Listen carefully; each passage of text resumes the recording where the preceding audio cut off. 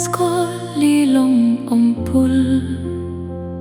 ភ័យអរក្នុងចិត្តបេះដូងរំភើបនឹកនាចង់គៀកកាយខ្ញុំចង់ចាំជានិច្ច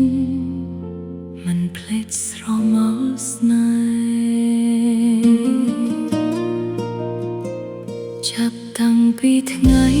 បងចូលក្នុងជីវិតអូនក្តីសុខនឹមនួនផ្ដុលភាពកក់ក្ដៅរាល់ថ្ងៃពេលអូនមានទុក្ខ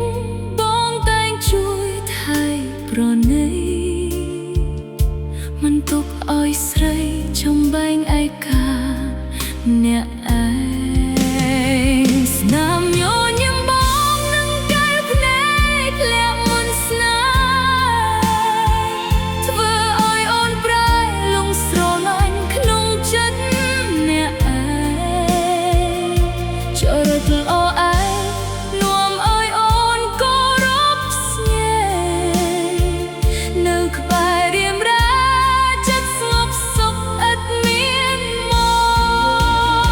កពេលបានទៅរូបបងចិត្តអូនខ្វល់ខ្វាយចិត្តចេះតែចង់សាសងរលវេលាបងជាមនុស្សម្នាក់អូនចង់នៅក្បែររៀមរាប្រាថ្នាជាគូស្នេហាកូនចិនដាជារៀងរហូតពីមុនគ្រាន់តែរាប់អានធម្មតាប៉ុណ្ណោះតែមិនដឹងហេតុអ្វីចិត្តចេះតែរងចាំបងតើអ្វីទៅនោះស្នេហាគ្រាដំបូងនោះហេតុអ្វីបេះដូងញាប់ញ័រព្រោះតែបងគ្រាន់តែឃើញមុខក៏ញញឹមភ្លេចសៅមកមិនបានជួបបងក៏នឹកនាពេញមួយថ្ងៃ